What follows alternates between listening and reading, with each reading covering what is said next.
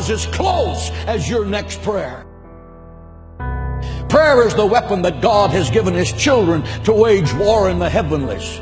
Church of Jesus Christ, stop whining about the attacks on your life by the prince of darkness and put on the whole armor of God in Ephesians 6. Attack, and then attack again, and then attack again, and crush him and drive him out of your life. If it seems to be hopeless, pray, because God answers prayer. Moses prayed, and the sun was arrested in its courses by the hand of God as Joshua crushed the enemies of Israel.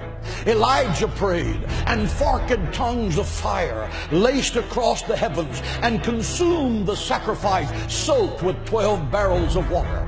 Hezekiah prayed, and I'm talking about Old Testament prayer right now. Hezekiah prayed, and 185,000 Assyrians that surrounded Jerusalem, promising to slaughter every Jew in the sacred city. The next morning, Hezekiah rolled out the letter that General Sennacherib had sent to him, mocking his God and mocking the people of Israel.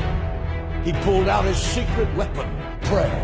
He laid that letter before the Lord and said, God, your honor is at stake. Let God arise and let his enemies be scattered. Your word said, he that keepeth Israel neither slumbers nor sleep. And that night, the death angel from heaven came and swept through the camp of the Assyrians. He smote the sentry standing at his post. He smote the infantry slumbering in their tents. He smote the generals as they made their battle plans to destroy the sacred city.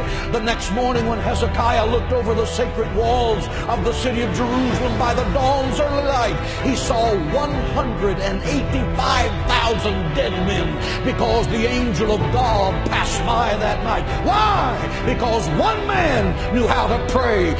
He stopped an army and turned the destiny of a nation around, and you can too. Because Satan is a defeated foe. Christ has given you the keys of death, hell, and the grave. You are a child of God, and the royal blood of heaven is flowing in your veins. You are destined to be more than a conqueror through Christ.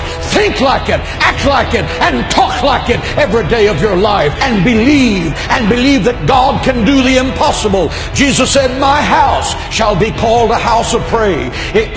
If you want power with God, learn to pray. If you don't know how to pray, you will never be successful. I have preached the gospel of Jesus Christ for 44 years. I have preached in football stadiums packed with 75 to 80,000 people. I have preached in the beautiful cathedrals of Rome. I have preached in the mud huts of third world nations. I have preached to millions of people around the world by radio and television. Why did it happen? It happened because my mother went to war with the devil for my soul in her prayer room, and the devil lost. She prayed me out of the fires of hell and into the gates of heaven. Prayer works. Try it.